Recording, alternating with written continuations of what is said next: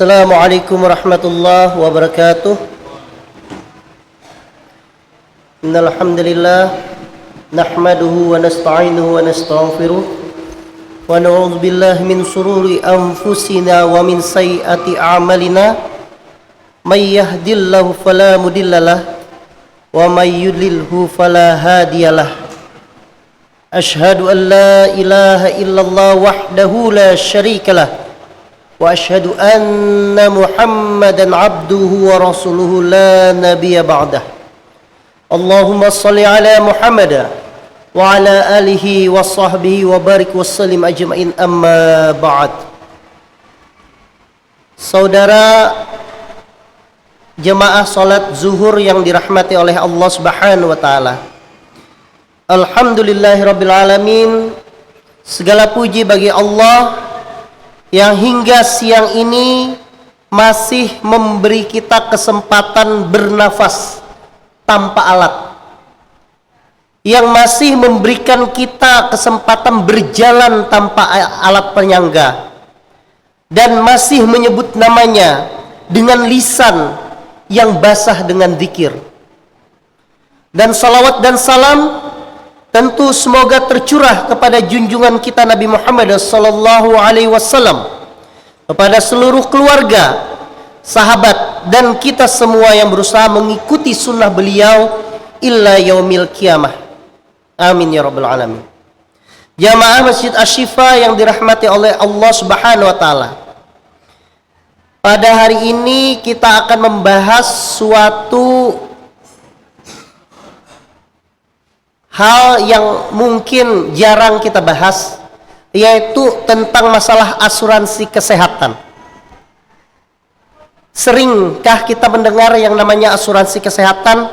Nah, jadi kita yang bekerja sehari-hari di sini, pian-pian yang bekerja sehari-hari di sini, hampir setiap hari pasti menyaksikan suatu pelajaran yang sangat besar. Apa itu pelajaran yang sangat besar?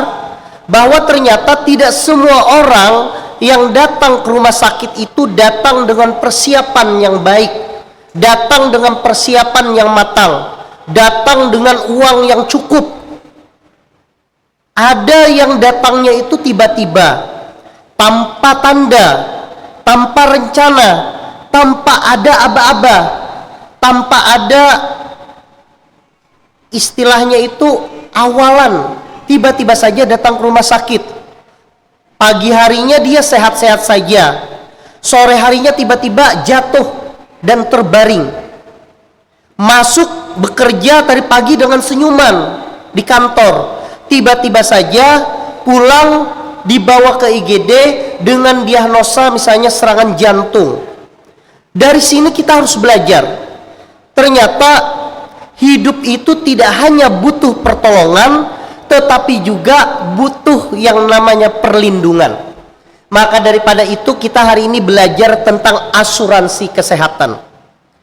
Kalau di dunia ini kita sering mendengar asuransi kesehatan duniawi, seperti misalnya BPJS, kalau zaman dulu yang namanya Askes, ada lagi mungkin saya menyebut nama asuransi swasta Prudensial, Allianz, dan sebagainya.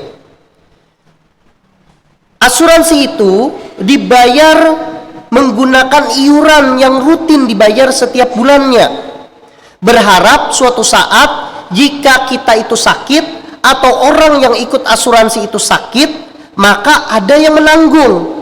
Itu adalah ikhtiar yang baik sebenarnya.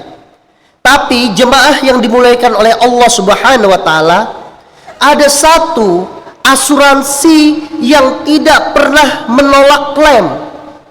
Kalau BPJS nih, mohon maaf, yang masuk ke dalam itu ternyata korban kecelakaan, maka BPJS akan menolak klaim tersebut, diarahkan kepada yang namanya jasara harja.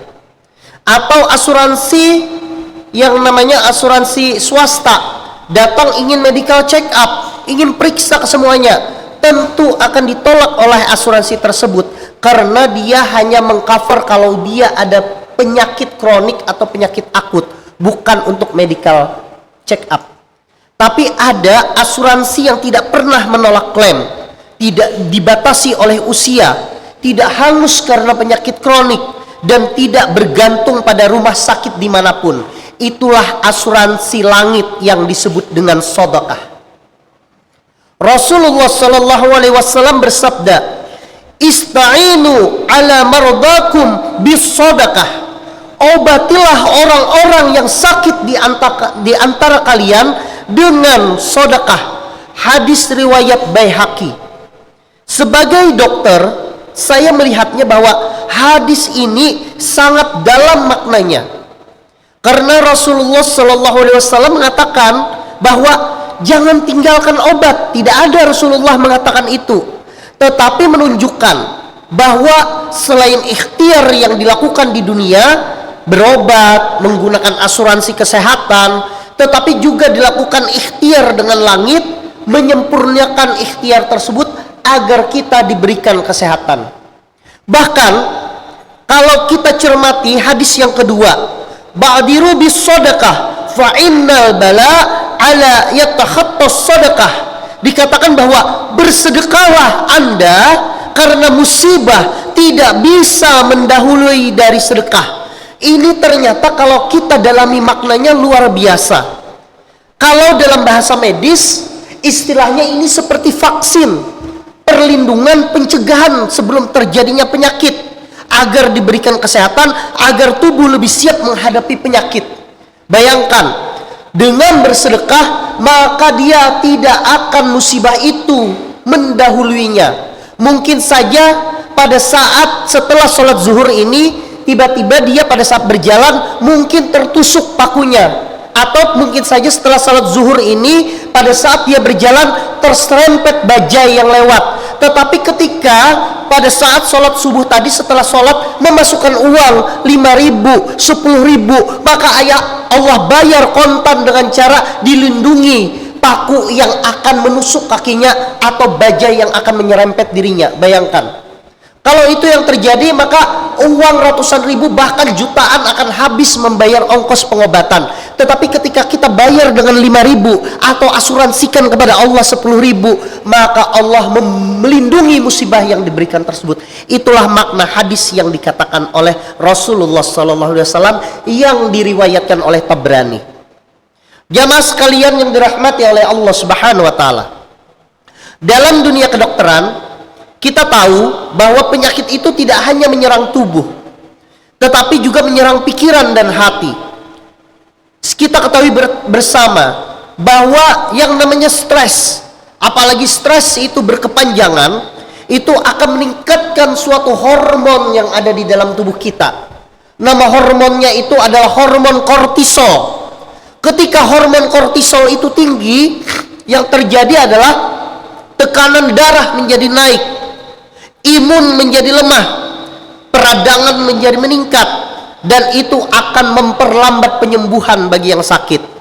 Maka daripada itu, ketika dilakukan penelitian, orang yang giat bersedekah, orang yang hatinya merasa nyaman ketika bersedekah, maka terjadi hal yang sebaliknya. Hormon kortisolnya menjadi turun, hormon stresnya itu menjadi turun. Maka orang yang rajin bersedekah, menurut penelitian, dengan turunnya hormon kortisol tersebut, maka hatinya menjadi tenang, pikirannya menjadi lebih ringan, tidurnya menjadi tenang, hidupnya lebih bermakna. Dan ketenangan batin ini, jemaah sekalian, adalah obat yang tidak bisa digantikan oleh obat apapun yang ada di apotek kita. Maka daripada itu, salah satu dari keajaiban dari bersedekah, selain tadi menghindarkan kita dari musibah, maka dengan bersedekah akan menyebabkan hati kita menjadi tenang. Coba pian buktikan, ada orang yang minta-minta, orang yang memang kelaparan, pian berikan banyu, pian berikan wadai, pian lihat mukanya begitu gembira ketika mendapatkan banyu, mendapatkan wadai tersebut. Hati pian jauh lebih gembira melihat hal tersebut daripada orang yang menerima sedekah tersebut. Itu adalah pembuktian bahwa Allah bayar kontan ketika kita melakukan sedekah, ketenangan hati kita itu menjadi meningkat. Jadi apabila jikalau pian-pian sekarang ada problem, ada masalah, ada hal yang tidak nyaman di hati, maka bersedekahlah, bersegeralah dengan bersedekah, maka hati pian itu akan menjadi lebih tenang. Allah Subhanahu wa taala berfirman dalam Quran surah Saba ayat 39. Katakanlah, sesungguhnya Tuhanku melapangkan rezeki bagi siapa yang Dia kehendaki dan menyampaikannya. Dan apa saja yang kamu infakkan, Allah akan menggantinya, dan Dia sebaik-baik pengganti rezeki. Kalau kita lihat dari Quran surah yang disampaikan tersebut, maka Allah tidak mengatakan bahwa mungkin diganti, tetapi Allah katakan pasti diganti. Apa yang pian keluarkan tadi, apa yang pian sedekahkan tadi, itu pasti akan diganti oleh Allah Subhanahu wa taala. Apa gantinya? Bisa diganti dengan kesehatan yang bermakna bagi tubuh kita, bisa diganti dengan keselamatan dalam perjalanan kita ke kantor, perjalanan keluar kota dan sebagainya, bisa diganti dengan umur yang berkah. Banyak sekali orang yang panjang umur tetapi jatuh sakit di tempat tidur, tidak bisa apa-apa. Lebih baik umur yang panjang tetapi berkah dengan tetap sehat, tetap berproduksi. Itu yang disebut dengan umur yang berkah. Atau mungkin saja musibah yang sudah mungkin akan kita dapatkan akan dipalingkan oleh Allah Subhanahu wa taala tanpa kita sadari. Maka daripada itu luar biasa yang namanya fungsi sedekah tersebut. Jadi pian-pian berataan yang ada di sini, jangan menunggu sehat untuk bersedekah. Jangan menunggu sugih untuk berbagi. Karena seringkali sedekahlah yang akan menjaga kesehatan kita. Barangkali sedekahlah yang justru akan membuka keran rezeki kita. Karena Rasulullah sallallahu alaihi wasallam bersabda, "Mana kasaddaqatun mimmai." Maka harta itu tidak akan berkurang karena sedekah. Dikatakan oleh Rasulullah sallallahu alaihi wasallam, ketika kita bersedekah justru harta itu akan makin bertambah, bertumbuh dan bertambah. Mungkin saja dengan keadaan kesulitan sekarang, dengan kita bersedekah kita akan menjadi lebih sehat, kita akan terbuka keran rezekinya. Yang berkurang itu mungkin di rekening kita pada saat kita bersedekah hanyalah angka di rekening. Mungkin waktu itu di rekening kita ada uang 2 juta rupiah, kita sedekahkan 500.000, berkurang 1.500.000 rupiah di rekening kita. Tapi keberkahan kita akan meningkat, perlindungan kita akan meningkat, dan jiwa kita itu akan menjadi lebih tenang. Hati kita akan menjadi hidup melihat orang lain yang kesusahan.